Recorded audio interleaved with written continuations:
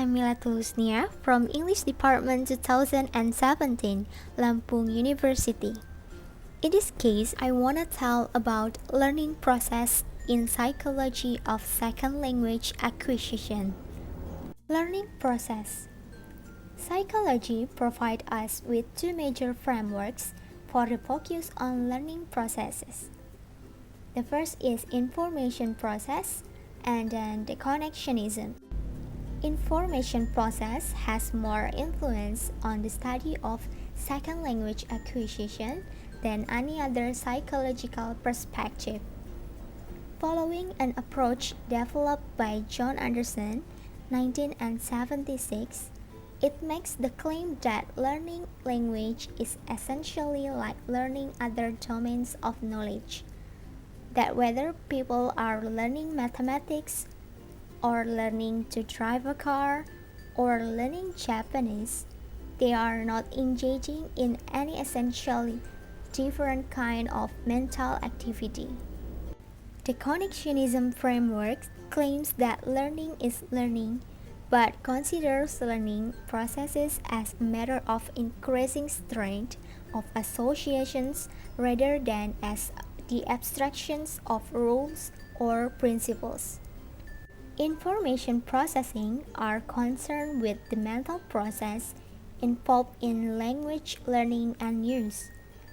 These include perception and the input of new information, the formation, organization, and regulation of internal representations, and also retrieval and output strategies. According to McLaughlin, on 1987, the information processing approach makes a number of assumptions. There are 10 assumptions of the information processing approach. The first, second language learning is the acquisition of a complex cognitive skill. In this respect, language learning is like the acquisition of other complex skills. Second, complex skills can be reduced to a set of simpler component skills, which are hierarchically organized. Lower order component skills are prerequisite to learning of higher order skills. Third, learning is a skill initially demands learners' attention and thus involves control processing. Fourth, control processing requires considerable mental space or attentional effort. The fifth, humans are limited capacity processors. They can attend to a limited number of controlled processing demands at one time. 6. Learners go from control to automatic processing with practice. Automatic processing requires less mental space and attentional effort. 7.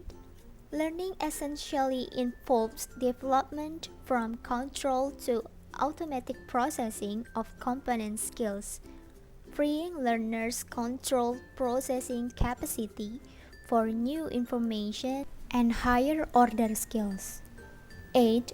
Along with development from control to automatic processing, learning also essentially involves restructuring or reorganization of mental representations.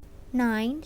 Reorganizing mental representations as part of learning makes structures more coordinated, integrated, and efficient, including a faster response time when they are activated. And the last one, in SLA, restructuring of internal second language representations along with larger stores in memory accounts for increasing level second language proficiency. Our mental capacity requirements for control processing are obvious when we are beginning to learn a second language, as we need to concentrate our attention to comprehend or produce basic vocabulary and syntactic structures. It is only after these have been automated that we can attain to more complex, higher order features and content. We encounter similar capacity limitations in learning a new language for computerized word processing. We must initially use control processing to select appropriate symbols and apply the right rules. And it is difficult or impossible to simultaneously pay attention to higher order content or creative processing.